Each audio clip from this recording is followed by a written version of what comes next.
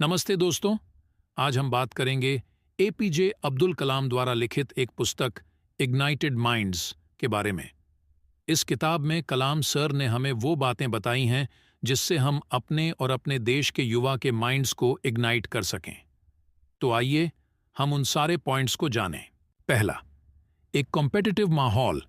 एक कॉम्पिटिटिव माहौल की उपस्थिति, नेटवर्किंग क्षमताएं, सामाजिक कंसर्न के साथ धन सृजन और सबसे ऊपर युवाओं के प्रज्वलित दिमाग, ये सभी एक ज्ञान समाज के निर्माण के लिए बहुत महत्वपूर्ण तत्व हैं। कलाम सर महर्षि पतंजलि की एक बात बताते हैं कि जब आप किसी महान उद्देश्य, किसी असाधारण परियोजना से प्रेरित होते हैं तो आपके सभी विचार अपनी सीमाएं तोड़ देते हैं। आपका दिमाग सीमाओं से परे चला जाता है, आपकी चेतना हर दिशा में फैल जाती है और आप खुद को एक नई, महान और अद्भुत दुनिया में पाते हैं।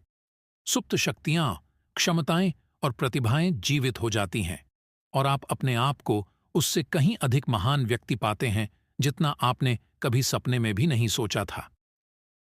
इग्नाइटेड माइंड्स पृथ्वी पर सबसे शक्तिशाली संसाधन है और हमारे देश के 1 बिलियन दिमाग वास्तव में एक महान शक्ति है जो जागने की प्रतीक्षा कर रहे हैं। दूसरा, शिक्षा और अध्यात्म।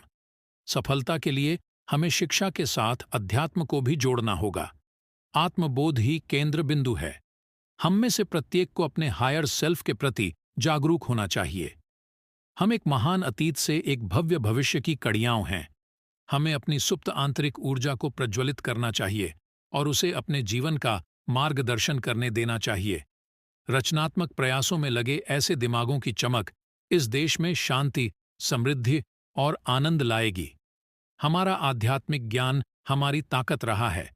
हम एक राष्ट्र के रूप में आक्रमणकारियों के हमलों और कॉलोनियलिज्म के सुन्न कर देने वाले प्रभावों से बचे रहे। हमने अपने समाज में मौजूद दरारों और विभाजनों के साथ तालमेल बिठाना भी सीख लिया है, लेकिन तमाम एडजस्टमेंट की प्रक्रिया में हमने अपने लक्ष्य और अपेक्षाएं भी कम कर दी।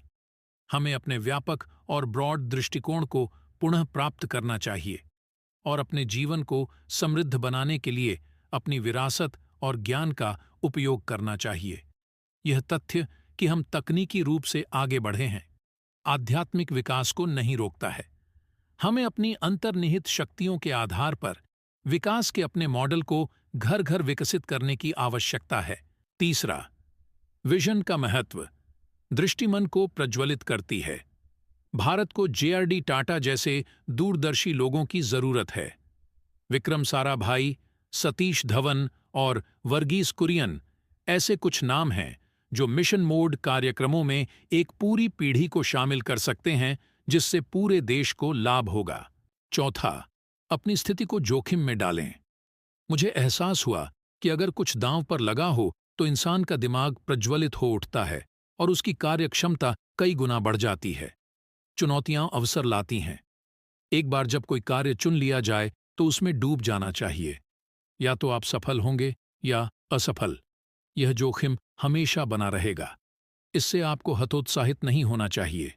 जब आप असफल होते हैं तब भी आपके पास भविष्य में उपयोग करने के लिए प्राप्त अनुभव मौजूद होता है। किसी मिशन के लिए अपनी स्थिति को जोखिम में डालकर शुरुआत करें। या तो मैं पहुंचूंगा या जाऊंगा। प्रयास के लिए स्वयं को तैयार करें। प्रयास और लगन से ही आप सफल होंगे। Breathe in thoughts of success and you will be a success. हमें सुनने के लिए धन्यवाद दोस्तों। अगर आपको हमारा काम पसंद आया तो कृपया हमारे चैनल को लाइक और सब्सक्राइब जरूर करें।